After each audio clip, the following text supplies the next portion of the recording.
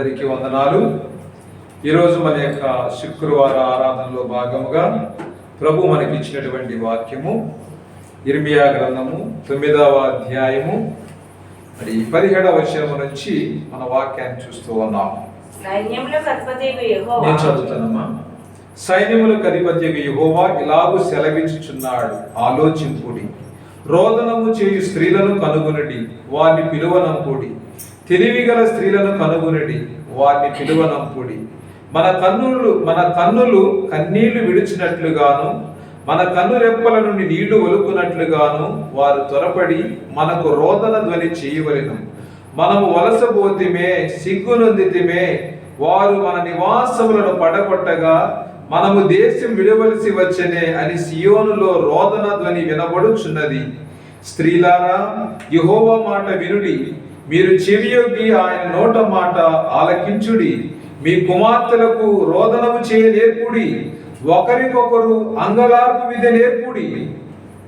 వీధులలో పసిపిల్లలు లేకుండాను, రాజమార్గములో యవనులు లేకుండాను వారి నాశనము చేయుటకై మరణము మన కిటికీలను ఎక్కుచున్నది, మన నగరులలో ప్రవేశించుచున్నది. యెహోవా వాక్కు ఇదే. నీవీ మాట చెప్పుము. చేల మీద పెంట పడినట్లు, పంట పోయి వాని వెనుక పిడికిళ్ళు పడినట్లు ఎవడను సమకూర్చకుండా మనుషుల శవములు పడును, వాటిని కూర్చువాడు ఎవడనో లేకపోవును. యెహోవా ఇలాగు సెలవిచ్చుచున్నాడు, జ్ఞాని తన జ్ఞానమును బట్టి, శూరుడు తన శౌర్యమును బట్టి అతిశయింపబడకూడదు, ఐశ్వర్యవంతుడు తన ఐశ్వర్యం బట్టి అతిశయింపకూడదు. అతిశయించువాడు దేనిని బట్టి అతిశయింపవలెననగా, భూమి మీద కృప చూపుచు నీతి న్యాయములు జరిగించుచున్న యెహోవాను నేనే అని గ్రహించి నన్ను పరిశీలనగా తెలుసుకున్నటను బట్టి అతిశయింపవలెను. అట్టి వాటిలో నేను ఆనందించువాడనని యెహోవా సెలవిచ్చుచున్నాడు. ఆమేన్. దేవుని మాటలు దీవించునుగాక. ఆమేన్. దేవునికి స్తోత్రం. దేవుని బిడ్డలారా, ఈరోజు మనము ఈ యొక్క ఆరాధన, శుక్రవార ఆరాధనలో ఒక మంచి అవకాశం ఇచ్చాడు దేవుడు. ఏంటంటే ఈ నెలంతా కూడా దేవుడు మనల్ని ఆయురారోగ్యాలతో కాపాడాడండి. నెల యొక్క ముగింపు ఎక్కడ గడుస్తుందంటే మనకి దేవుని సన్నిధిలో ఉన్నది. దేవునికి స్తోత్రం. అంటే ఆది నుంచి అంతము వరకు 31 దినాలు దేవుడు తన కృపలో మనల్ని భద్రపరిచి మన యొక్క జీవితంలో దేవుని బిడ్డలారా, ఈ రోజున్న వాళ్ళు రేపు ఉండరు, ఇప్పుడు కనిపించిన వాళ్ళు కనిపించరు. కళ్ళ ముందు ఎన్నో భయంకరమైనటువంటి ప్రమాదాలు, అనుకోని సంఘటనలో ప్రపంచం ముందుకు వెళుతూ ఉన్నది. ఏ జీవికి, ఏ మనిషికి, ఏ మొక్కకు ఏమి జరుగుతుందో ఎరుగినటువంటి స్థితిలో అగోచరముగా మన యొక్క బ్రతుకు భూమి మీద అన్సర్టనిటీ ఆఫ్ లైఫ్ అంటాం. అంటే దీనికి ఒక ఖచ్చితత్వం లేదు, ఒక నిశ్చితం లేదు. ఇది ఏంటంటే అన్సర్టన్ లైఫ్. అంటే బుడగొచ్చినప్పుడు అది ఎప్పుడైనా వెళ్ళిపోవచ్చు. సో ఆ విధంగా మన గ్యారంటీ లేనటువంటి జీవితం. అంటే మనం సృష్టించినటువంటి దేవుడు ఎప్పుడు అంటే అప్పుడే. అందాక ఈ జీవితంలో ఎలా ఉండాలంటే అంగలార్పు విద్య నేర్చుకుని అందేవాడు. అంటే నేను నిజంగా ఈ మధ్య దేవుడు నాకు తెలియజేసినటువంటి ప్రార్థన, చాలామంది ప్రార్థన చేస్తూ ఉంటే కొన్నిసార్లు ఏంట్రా బాబు ఈ ఊరికి కన్నీరు కార్చేస్తుంది అనుకునేవాడిని. అబద్ధం ఆడకూడదు. కానీ ఆ కన్నీటిలో ఉన్నటువంటి ఆ శక్తి ఇప్పుడు దేవుని పెట్టారా, దాన్ని అనుభవిస్తే అర్థమవుతుంది. దేవుని స్తోత్రం. నాకు తెలియనప్పుడు ఎవరిలో ఉన్నప్పుడు ఏంటి అలా ఏడ్చేస్తారేంటి అనుకునేవాడిని. అంటే దాని యొక్క పవర్ ఎంత అనేది దేవుడు దాన్ని నిజంగా కళ్ళకు చూపిస్తున్నాడండి. మనం ఎందుకంటే ప్రార్థన చేస్తున్నాము కానీ ప్రార్థనలో ఫలితం పొందినంతగా ప్రార్థన చేయట్లేదు. అది మరి ఈ రోజున మనం నేర్చుకోవాలి. శుక్రవార ఆరాధన నిజంగా మనకు నేర్పుతుంది. ప్రార్థనలో మనం ఫలితాలు ఏ విధంగా చూడాలో మనం నేర్చుకుంటూ ఉన్నాం. ఇక్కడ నాకు ఒక పాటలో ఒక విషయాన్ని జ్ఞాపకం చేశాడు. మా అబ్బాయి పాట తీశాడు, వాళ్ళిద్దరు పాపం ఆడుకుంటూ పాట పాడుతున్నప్పుడు ఒక విషయం నాకు చూశారు. ఏంటంటే ఆ పాటలో ఒక అద్భుతమైనటువంటి మాట, ప్రార్థనలో కన్నీళ్లు కరిగిపోవుట అసాధ్యము, ప్రార్థనలో మూలుగునది మరుగైపోవుట అసాధ్యము. దేవునికి స్తోత్రం. హల్లెలూయా. ప్రార్థనలో కన్నీళ్లు కరిగిపోవుట అంటే ఇది ఆ మంచు కొండనే కరిగిపోతేమో కానీ ఈ కన్నీళ్లు కరిగిపోవుట అసాధ్యము. అంటే ప్రార్థనలు ఎంత రోధించినా కానీ ఇంకా నీకు ఆ రోదన, దుఃఖము, వేదన ఇంకా మిగిలి ఉండదు. ప్రార్థనలో మూలుగునది మరుగైపోవుట అసాధ్యము. ప్రార్థనలో నలిగితే నష్టపోవుట అసాధ్యము. ప్రార్థనలో పెనుగులాడితే పడిపోవుట అసాధ్యము. దేవునికి స్తోత్రం. హల్లెలూయా. ప్రార్థనలో పెనుగులాడితే పడిపోవుట అసాధ్యము. ఆ విద్యనే మనం నేర్చుకుంటున్నామండి. ప్రార్థనలో కన్నీళ్లు, ప్రార్థనలో మూలగడము, ప్రార్థనలో నలగడము, ప్రార్థనలో పెనుగులాడడము మన జీవితానికి ప్రభు నేర్పిస్తూ ఉన్నాడు. ఈ ప్రార్థన మళ్ళీ ఏం చేస్తుందంటే ప్రార్థనే ప్రాధాన్యము, ప్రార్థన లేనిదే పరాజయము అన్నాడు భక్తుడు. ప్రార్థన లేనిదే ఓడిపోతాం. మరి దావీదు ఏ ప్రార్థన ద్వారా, ఏ భక్తి చేత గొలియాతును పడగొట్టాడంటే కేవలము దేవుని యొక్క కృప చేత. ఆ యొక్క మహోన్నతిని విద్య ఎరిగిన వాడు దావీదు కాబట్టి గొలియాతును వాడగొట్టాడు. దేవుని స్తోత్రం. హల్లెలూయా. ఇక్కడ మనం చదివిన వాక్యములో దేవుని బిడ్డలారా, స్త్రీలారా 20వ వచనం అండి. ఇర్మియా 20వ అధ్యాయం 9వ అధ్యాయం 20వ వచనం. స్త్రీలారా యెహోవా మాట వినుడి, మీరు చెవియొగ్గి ఆయన నోట మాట ఆలకించుడి, మీ కుమార్తెలకు రోదనము చేయనేర్పుడి. అంటే ఈ రోజుల్లో ఒక తల్లిగా నీ డ్యూటీ ఏంటంటే, కుమార్తెలు అన్నారు కదా, నాకు 2 కొడుకులే అనుకుంటారేమో. అంటే ఇక్కడ కుమార్తెలు అంటే ఇక్కడ మీ కుమార్తెలకు రోదన చేయనేర్పుడు అంటే బిడ్డలు, దేవుడిచ్చినటువంటి సంతానము. కాబట్టి మీ పిల్లలకు ఏమి చేయడం నేర్పాలి అంటే రోదనము చేయనేర్పుడి. ఒకరికొకరు అంగలార్పు విద్య నేర్పుడి. అంటే ఈ కన్నీటి ప్రార్థన మనం నేర్పించాలి. దేవుని బిడ్డలారా, తల్లి అగస్త్యుని గారు అంటారు, నా తల్లి యొక్క కన్నీటి ప్రార్థన ప్రవాహములో నేను దేవుని దగ్గరకు కొట్టుకుని వచ్చినట్టు. ఆయన గొప్ప పాపి అండి, యవన ప్రాయంలో లోకానుసారంగా జీవించాడు. ఆయన చేయని పాపం అంటూ లేదు. సో అలాంటి వ్యక్తి నా తల్లి యొక్క కన్నీటి ప్రార్థనే నేను దేవుని దగ్గరకు వచ్చే కారణం నా తల్లి ప్రార్థన అన్నాడు. పాపి అయిన కొడుకు మారు మనసు తల్లి ప్రార్థనలో ఇమిడి ఉన్నది. దేవునికి స్తోత్రం. హల్లెలూయా. మన పిల్లోడు టీచర్ కొట్టారంటే ఎందుకు కొట్టారని చెప్పి టీచర్ నిలవేయడం కాదు, ముందు మన కొడుకుని అడగాలి, నువ్వు ఏమి చేసావురా అని అడగాలి. అక్కడ ప్రారంభం అవుతుందండి విద్య. అంతేగాని టీచర్ కొట్టారా నేను వచ్చేస్తాను చూడరా అంటే వాడి అడ్వాంటేజ్ తీసుకుంటాడు. వాడి సూర్యుడైపోతాడు, వీరుడైపోతాడు.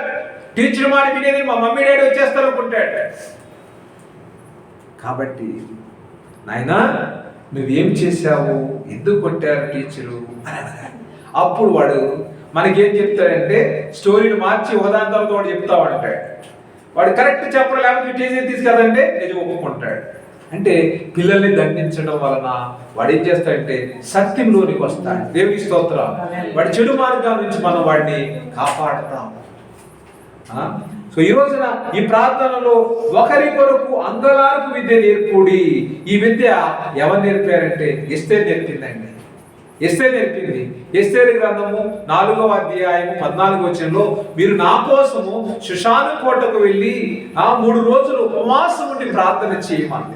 చూడండి అక్కడ 4వ ఎస్తేరు 4:14లో నీవు ఈ సమయం నందు ఏమి మాట్లాడక మౌనంగా వినిన యూదులకు సహాయం విడుదల మరి ఒక దిక్కు నుండి వచ్చునుగా నీవు నీ తండ్రి ఇంటి వారు నశించుదురు.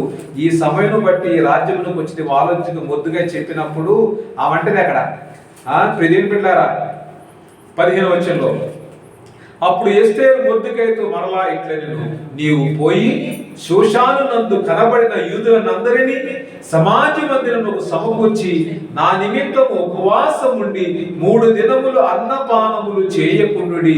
నేనును నా పనికత్తులను కూడా ఉపవాసముందము ప్రవేశించిన న్యాయ వ్యతిరేక్తముగా ఉన్నను నేను రాజునందుకు ప్రవేశించుదు. నేను నశించేదను.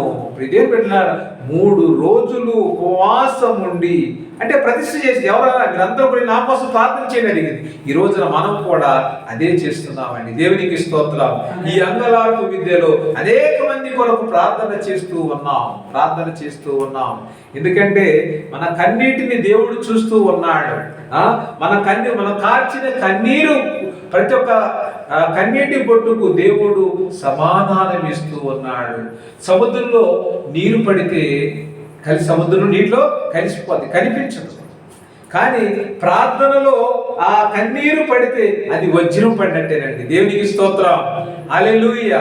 ఎందుకంటే ఇది ఫలాలను ఇస్తుంది. కన్నీరు ఏం చేస్తుంది? మనకి ఫలాలను ఇస్తున్నది, కార్యములు జరిగింపచేస్తున్నది. కాబట్టి మరి శుక్రవార ఆరాధనలో దేవుడు మనకిచ్చిన మంచి అవకాశం ఏంటంటే కన్నీటి ప్రార్థనతో దేవుని యొక్క పాదాలు పట్టుకోవటమేనండి, పాదాలు పట్టుకోవటమే.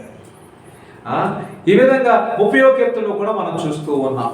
ఈ యొక్క కన్నీటి ప్రార్థన గురించి దావీదు మహారాజు కూడా మాట్లాడుతూ ఉన్నాడు. సామెతల గ్రంథం కీర్తనలు 30వ అధ్యాయము, కీర్తనలు 30వ అధ్యాయం 10వ వచనం చదువుతున్నా. యెహోవా ఆలకింపుము, నన్ను కరుణింపుము. యెహోవా నాకు సహాయుడివై ఉండుము. నా ప్రాణము మౌనముగా నుండక నిన్ను కీర్తించినట్లు నా అంగలార్పు నీవు నాట్యముగా మార్చి ఉన్నావు. నీవే నా గోనె పట్ట విడిపించి సంతోష వస్త్రము నన్ను ధరింప చేసి ఉన్నావు. యెహోవా నా దేవా, నిత్యము నేను నిన్ను స్తుతించెదను. ఏం చేస్తున్నాడు దేవుడు? నా అంగలార్పు నీవు నాట్యముగా మార్చి ఉన్నావు. మనం ఏ విద్య నేర్చుకుంటున్నాం? ఇక్కడ అంగలార్పు విద్యను నేర్చుకుంటూ ఉన్నాం. సో ఈ అంగలార్పును దేవుడు నాట్యముగా మార్చుతూ ఉన్నాడు. దేవునికి స్తోత్రం, హల్లెలూయా, హల్లెలూయా. దేవుని బిడ్డలారా, ఎందుకంటే అక్కడ 5వ వచనంలో భక్తుడు ఏమన్నాడంటే, సాయంకాలమున ఏడుపు వచ్చి రాత్రి ఉండినను ఉదయమున సంతోషం కలుగును. సాయంకాలం 5వ వచనం 2వ భాగం చదివాను నేను. సాయంకాలమున ఏడుపు వచ్చి, ఏడుపు అంటే బాధ వచ్చి ఉండినా గాని, రాత్రి కూడా ఉన్నా గాని ఉదయం ఏం కలుగుతుంది? సంతోషం కలుగుతున్నది. అందుకే 126వ కీర్తన మనం ఏం చదివాము? కన్నీళ్లు విడిచి విత్తువారు ఏ పంటకు వస్తారండి? సంతోష. ఆ విధంగా ప్రియమైన కన్నీరు విడుచు విత్తువారు సంతోషముతో పంట కోసెదరు. అంటే ఈ కన్నీళ్ళు ఎక్కడ కార్చాలి? దేవుని దగ్గర ప్రార్థనలో కార్చినప్పుడు నిజంగా నువ్వు సంతోషమైనటువంటి పంట కోస్తావు. దేవునికి స్తోత్రం. 3 రోజులు ఉపవాసం ఉండి ప్రార్థన చేస్తే ఎస్తేరు మీద అహష్వేరోషు రాజుకు జాలి కలిగింది. దేవుని బిడ్డలారా, హిజ్కియా కన్నీళ్లను మరి దేవుడు చూశాడు. హిజ్కియా కన్నీళ్లను దేవుడు చూశాడు. దేవుని బిడ్డలారా, మరి మనం 2వ రాజుల గ్రంథంలో చదువుతున్నాం. ఇదే విషయాన్ని యెషయా ప్రవక్త కూడా రాశాడు. 2వ రాజుల గ్రంథంలో ఉంది, యెషయా గ్రంథంలో ఉంది. మనం యెషయా గ్రంథంలో చూద్దాం. దేవుని స్తోత్రం. యెషయా గ్రంథము 38, 39 అధ్యాయాలు ఉంటుందండి కరెక్ట్ గా.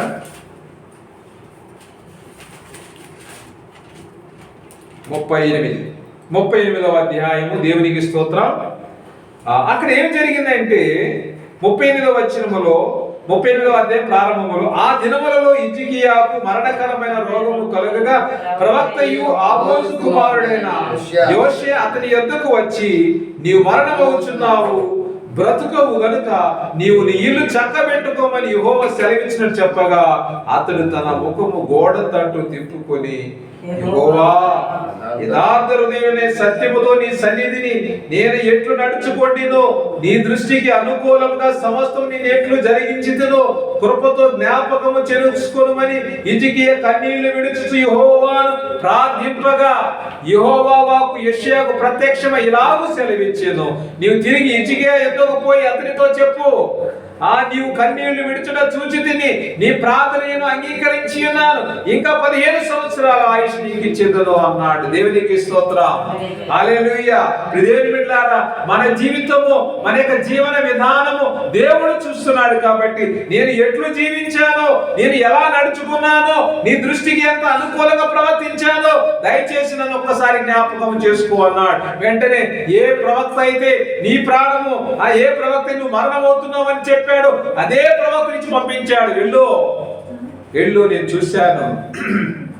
ఆయన హిజ్కియా నీవు కన్నీళ్లు విడుచుట యెహోవా హిజ్కియా కన్నీళ్లు విడిచి ప్రార్థింపగా ఆయన ఏమన్నాడు? నీవు కన్నీళ్లు విడిచుట నేను చూచితిని అన్నాడు. నీ కన్నీరు చూడకుండా ఉంటాడా? నా కన్నీరు చూడకుండా ఉంటాడా దేవుడు? మరి ఈ విధంగా దేవుని బిడ్డలారా, ఈ యొక్క అంగలార్పు విద్యలో కన్నీరు ప్రధానము. అంటే కన్నీరు రాకపోయినా ఈ రోజుల్లో సినిమాలో నటించే వాళ్ళు ఏం చేస్తారంటే, వాళ్ళు కన్నీరు రాదు, వచ్చినట్టుగా రావడానికి ఏం చేస్తారు? స్ప్రే చేస్తారు. కళ్ళలో కొన్ని డ్రాప్ చేస్తే కళ్ళంటా నీళ్ళు వచ్చేస్తా ఉంటాయి. అంటే మనం చూసినప్పుడు ఎంతో, అంటే సినిమాలో చూసిన దానికి నీ కన్నీరు వచ్చేస్తే నిజ జీవితంలో మరి నీకు నిజంగా కన్నీరు వస్తే ఆ దేవుడు ఊరుకుంటాడా? కాబట్టి దేవుని బిడ్డలారా, మన కన్నీటిని దేవుడు చూస్తూ ఉన్నాడు. ఎందుకంటే ఆయన నీవు కన్నీళ్లు విడిచుట చూసి తిని నీ ప్రార్థన నేను అంగీకరించి ఉన్నాను అన్నాడు.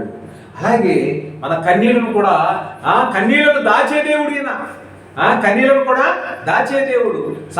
కీర్తన గ్రంథము 5వ అధ్యాయము, కీర్తన గ్రంథము 5వ అధ్యాయము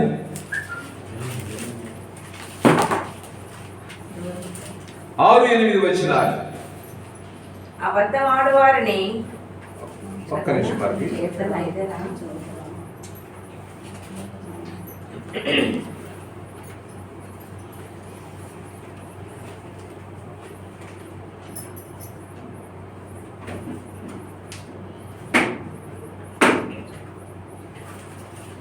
అబద్ధమాడు వారిని ఒకసారి మాస్టర్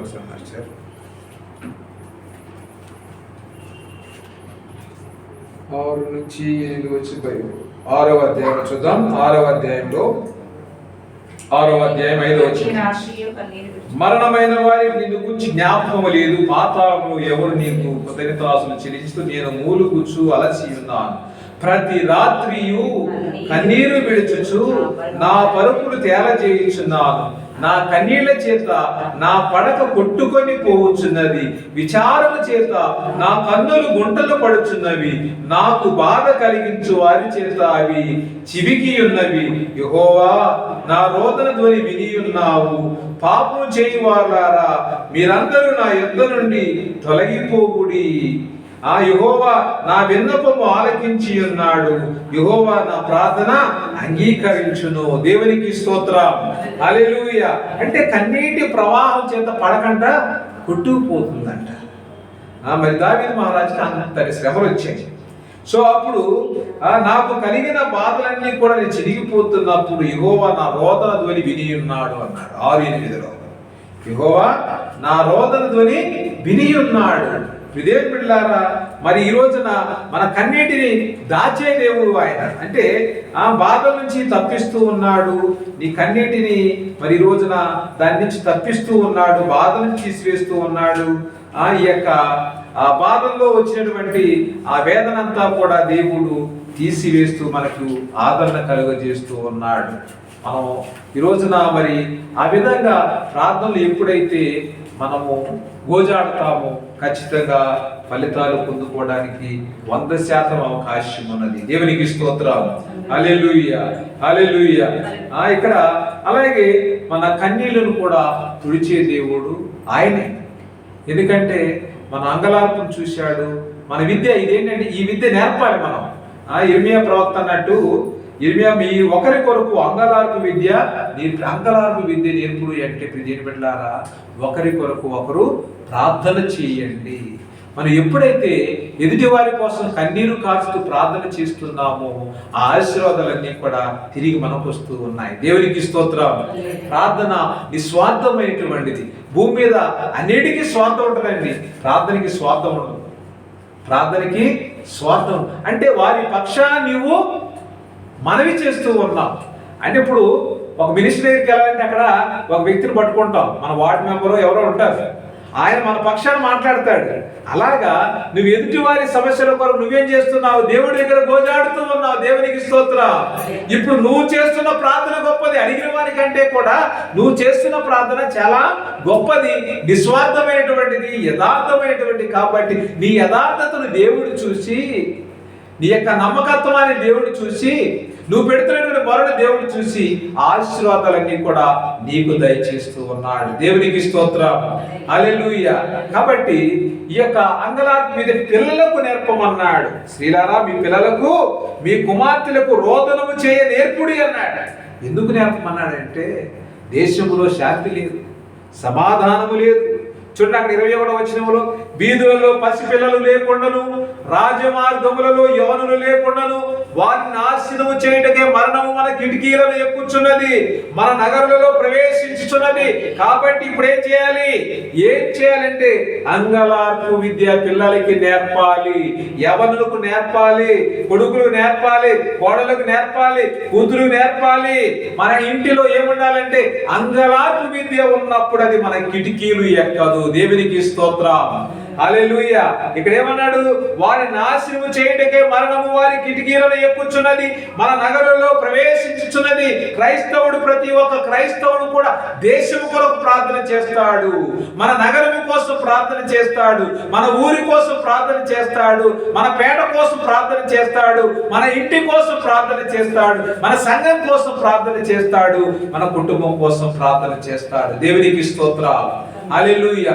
ఇన్ని విధాలుగా ప్రార్థన జరుగుతూ ఉన్నది. ఇప్పుడు దేవుని బిడ్డలారా, ఈ విధంగా ఇప్పుడు ఏంటంటే ఈ మరణము కిటికీలు ఎక్కకుండా, మరణము అంటే శోధనలు, బాధలు, కష్టాలు, దుఃఖము, ఇవన్నీ కూడా ఎందుకంటే అనునిత్యము కూడా మనల్ని వెంటాడుతున్నాయి. కాబట్టి వీటి నుంచి తప్పించుకోవాలి అంటే దేవునితో మనం సహవాసము చేయాలి. దేవునికి స్తోత్రం, హల్లెలూయా. ఈ విద్యను మర్చిపోయారు, మహోన్నత విద్యను ఇశ్రాయేలు ప్రజలు మర్చిపోయారు, దేవుని అసహించుకున్నారు. దేవుడు ఎవరు అని చెప్పేసి వాళ్ళు దేవుణ్ణే ప్రశ్నిస్తున్నప్పుడు మరలా ఇర్మియా ప్రవక్తను పంపించి వారికి జ్ఞానోపదేశం చేస్తూ, ఇప్పుడు వరకు మీరు నాకు వ్యతిరేకంగా జీవించారు, దేవుడు కాని వరకు దేవుడు ప్రార్థించారు, కాని వాటి కొరకు మీరు ప్రయాసపడ్డారు, నన్ను విస్మరించారు అని దేవుడు చెప్తూ ఇప్పుడు ఏమంటే ప్రవక్తను పంపించి అంగలార్పు విద్య చేయని మీ పాపాన్ని నేను కొట్టివేస్తానంటున్నాడు. దేవుని స్తోత్రం, హల్లెలూయా.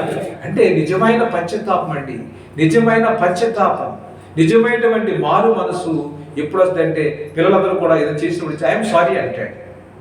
వాడు ఏమైనా చేస్తే ఐఎమ్ సారీ అంటాడు. నిజంగా వాడికి ఆ మనసు వచ్చిందంటారా? అది మాటకే పరిమితమా, హృదయం నుంచి వచ్చిందా? మాటే. పిల్లోడు 100 సార్లు సారీ చెప్తాడండి, ఒక్కసారి కూడా వాడికి ఆ సారీ విలువ వాడికి తెలియదు.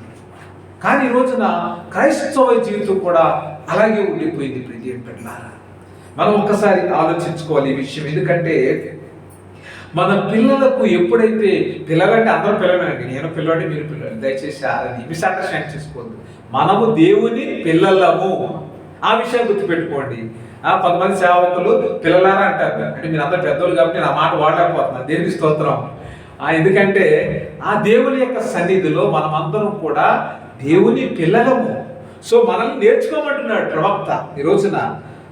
ఎప్పుడైతే మనము ఆ యొక్క మరణకరమైనటువంటి ఆ యొక్క శాపాల నుంచి, పాపాల నుంచి పిల్లల కొరకు మనం రోధిస్తున్నామో, నిజంగా ఆ పశ్చాత్తాపపూరితమైన మనసు మనకు వచ్చినప్పుడు, మన పిల్లలకు వచ్చినప్పుడు పాపం అనేది ఇంకా మనల్ని ఏలుబడి చేయడానికి వీల్లేదు.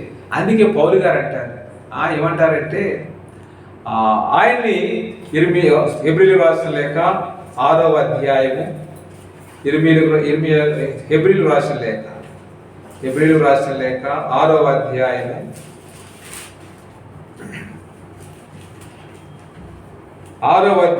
4వ వచనం.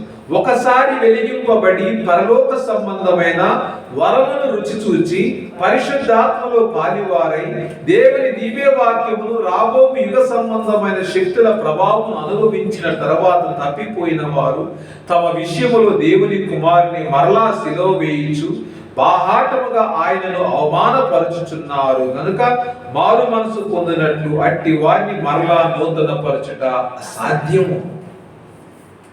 అంటే ఒకసారి వెలిగింపబడి వాడు తప్పిపోయిన తర్వాత అట్టి వారిని మరలా వెలిగించడం అంటే వాడు పరిశుద్ధాత్మను చూశాడు, పరిశుద్ధాత్మను ఎరిగి ఉన్నాడు, పరిశుద్ధాత్మలో పాలివాడై ఉన్నాడు. సో ఇప్పుడు రాబో యుగ సంబంధమైన శక్తుల ప్రభావం అనుభవించిన తర్వాత తప్పిపోయాడు వాడు. అంటే రాబో ఉగ్రతను అన్ని ఎరిగాడు, ఏ ఉగ్రత రాబోతున్నా, ఏమి జరగబోతున్నది, ఇవన్నీ కూడా ఎరిగిన తర్వాత వీడేం చేశాడు? తప్పిపోయాడు. కాబట్టి ఒకసారి పరిశుద్ధాత్మలో కడగబడిన మనము తప్పిపోయిన తర్వాత మరలా మనల్ని నూతన పరచడము అసాధ్యమని వాక్యము సెలవిస్తూ ఉన్నది. కాబట్టి ఇక్కడ మరి ఇర్మియా కూడా అదే విద్యను మనకు నేర్పిస్తూ ఉన్నాడు. యెహోవా ఏం చెప్తున్నాడంటే ఇర్మియా ప్రవక్త ద్వారా 23వ వచనంలో ఇర్మియా 9:3 యెహోవా ఇలాగు సెలవిచ్చుచున్నాడు, జ్ఞాని తన జ్ఞానమును బట్టి శూరుడు తన శౌర్యమును బట్టి అతిశయింపకూడదు, ఐశ్వర్యవంతుడు తన ఐశ్వర్యం బట్టి అతిశయింపకూడదు. అతిశయించువాడు దేనిని బట్టి అతిశయింపవలెననగా భూమి మీద కృప చూపుచు నీతి న్యాయమును జరిగించుచున్న యెహోవాను నేనే అని గ్రహించి నన్ను పరిశీలనగా తెలుసుకుని బట్టియే అతిశయింపవలెను. దేని బట్టి అతిశయించాలి? దేవుని బట్టి మనము అతిశయించాలి. నీ ఆనందము, నీ గర్వము ఏదన్నా ఉందంటే అది దేవుని బట్టి అయి ఉండాలి. దేవునికి స్తోత్రం, హల్లెలూయా. రోషము, పౌరుషం మనిషికి ఉందంటే అది మన దేవుని బట్టి అయి ఉండాలి. దేవుని బిడ్డలారా, ఈ రోజున మరి ప్రభు మనకి ఈ రోజున అంగలార్పు విద్యను నేర్పుతూ మనమందరము కూడా ఏ విధంగా ప్రార్థన చేయాలో ఆయన మనకి బయలుపరుస్తూ ఉన్నాడు. దేవుని బిడ్డలారా, ఎందుకంటే పిల్లల కొరకు రోదన చేయమన్నాడు. అన్న పిల్లల కొరకు ప్రార్థన చేస్తే దేవుడు కన్నీటి ప్రార్థన చేసి పిల్లల్ని ఇచ్చాడు. చాలా మంది యేసు ప్రభు వారు కూడా లాజరు చనిపోయినప్పుడు కన్నీరు కార్చారు. ఫస్ట్ టైం భూమి మీద యేసు ప్రభు వారు ఫస్ట్ టైం లాజరు చనిపోయినప్పుడు కన్నీరు కార్చాడు. అదే మాట బైబిల్లో చిన్న మాట, యేసు కన్నీరు కార్చాడు. యోహాను సువార్త 11:35 అనుకుంటా మాట రాయబడేది. చాలా చిన్న మాట. సో ఈ రోజున మన యొక్క జీవితంలో ప్రభు గెత్సేమనే తోటలో వేదన పడుచు ఆయన కన్నీరు కారుస్తున్నప్పుడు ఆ యొక్క చెమట, కన్నీరు రక్త బిందువులుగా మారిపోయిందండి. ఈ విధంగా మన ప్రార్థనలో కన్నీరు ఉండాలి. మన ప్రార్థన, ఆ కన్నీరే మనకు ఆత్మ అభిషేకము. దేవునికి స్తోత్రం, హల్లెలూయా. అంటే కన్నీటి ప్రార్థన అంటే మనం హృదయాంతరంగాన్ని కుమ్మరించాలి. కొండలో నీళ్ళు ఏ విధంగా మనం పారపోస్తామో, వలకపోస్తామో ఆ విధంగా నీ బాధని, భారాన్ని దేవుని దగ్గర నువ్వు లీనమైపోవాలి. ఆ పౌలు గారు ఏమన్నారు? జీవించేది నేను కాదు, క్రీస్తే నా యందు జీవిస్తున్నాను. సో ఆ ప్రతిభగా ఆయన పోలి జీవించాడు. ఆ విధంగా ఈ రోజున ప్రార్థనలో మనము దేవుని దగ్గర మన యథార్థతను, మన యొక్క ప్రతి ఒక్క పరిస్థితిని దేవుని దగ్గర మనం ఒప్పుకోవాలి. మన యొక్క బాధను ఆయన దగ్గర కుమ్మరించాలి. అది ఏ సమస్య అయినా, ఏ వేదన అయినా కానీ. సో ఈ విధంగా చేసినప్పుడు దేవుడు తప్పనిసరిగా మన కన్నీటిను నాట్యముగా మారుస్తున్నాడు, మన అంగలార్పును నాట్యముగా మారుస్తున్నాడు. ఏడుపు వచ్చింది, వస్తుంది, బాధ వస్తుంది, కానీ దాన్ని వదిలేసేసరికి సంతోషముగా మారుస్తూ ఉన్నాడు. దేవునికి స్తోత్రం, హల్లెలూయా, హల్లెలూయా. దేవుని బిడ్డలారా, ఆయన మన కన్నీటిని తుడిచే దేవుడు అండి, కన్నీటిని తుడిచే దేవుడు. అదే మాట ఆయన ప్రకటన గ్రంథంలో జ్ఞాపకం చేస్తూ ఉన్నాడు. చూడండి, ప్రకటన గ్రంథము 21వ అధ్యాయం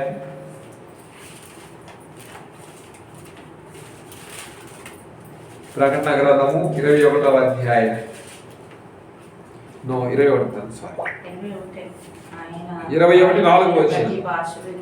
21:4 వచ్చింది. ఆయన వారి కన్నుల ప్రతి బాష్ప బిందువును తుడిచివేయును. మరణం ఇక ఉండదు, దుఃఖమైనను, ఏడ్పైనను, వేదనైనను ఇక ఉండదు. మొదటి సంగతులు గతించిపోయినని సింహాసనం వచ్చిన గొప్ప స్వరము చెప్పుట వింటిని. దేవునికి స్తోత్రం. ఇక ఏది ఉండదు, ఎందుకంటే నీ యొక్క అంగలార్పు నాట్యముగా మార్చిన దేవుడు నీ కన్నీటిని ఆనంద బిందువుగా మారుస్తూ ఉన్నాడు. వారి కన్నుల నుండి ప్రతి బాష్ప బిందువును, ప్రతి దుఃఖమును, వేదనను ఆయన తుడిచివేస్తున్నాడు. హల్లెలూయా, హల్లెలూయా. ఎందుకంటే ఇక బాధ లేదు, వేదన లేదు, శోధన, ఆటంకాలు అన్నింటినీ కూడా తుడిచివేస్తూ నీకు ఆనందాన్ని ఇస్తున్నాడు, ఐశ్వర్యాన్ని ఇస్తున్నాడు. నువ్వు దేని కొరకైతే కన్నీరు కార్చావు దాన్ని నీకు సమృద్ధిగా దయచేస్తున్నాడు. దేవునికి స్తోత్రం, హల్లెలూయా, హల్లెలూయా. ఈ విధంగా అప్పుడు దేవుని బిడ్డలారా, మనము దేవునితో ఏకీభవించిన కన్నీరు ఎందుకు వస్తుందంటే, మనము ఎవరికన్నా దీన్ని ఎంపతి అంటారు, సింపతి కాదండి, ఎంపతి అంటారు. అంటే ఎదుటి వారిని మనలాగా ఫీల్ అయిపోతున్నాం. ఆ బాధని మన బాధలాగా ఫీల్ అవుతున్నాం కాబట్టి ఆ సమయంలో కన్నీరు వస్తుంది. అది దేవుడు కోరుకున్నటువంటి విద్య, దేవుడు కోరుకున్న ప్రార్థన అదండి. ఈ రోజున హిజ్కియా కన్నీరు కాస్తుంటే దేవుడు చూసే నువ్వు ఈ రోజున నీ రహస్య గదిలో, నీ రహస్య పడక మీద దావీదు మహానుభావుడు ఏమన్నాడు? నా యొక్క కన్నీటి చేత నా పడక కొట్టుకొని పోవచ్చున్నది అన్నాడు. మనం కూడా ప్రార్థనలో ప్రియదేవుని బిడ్డలారా ప్రార్థిస్తే ప్రార్థించినది ఖచ్చితంగా జరుగుతూ ఉన్నది. దేవునికి స్తోత్రం. అట్టి విద్య, అట్టి రోదన, అట్టి అంగలార్పును దేవుడు నాకు, మీకు, మనకు, మనందరికీ దేవుడు దయచేసి మనలో ఉన్న ప్రతి ఒక్క శోధనను, ఆటంకములు, దుఃఖములు దేవుడు తుడిచివేసి ఆనందముగా మార్చునుగాక. ఆమేన్. ఆమేన్. Praise Lord. అందరికీ వందనాలు. God bless you. అందరికీ వందనాలు.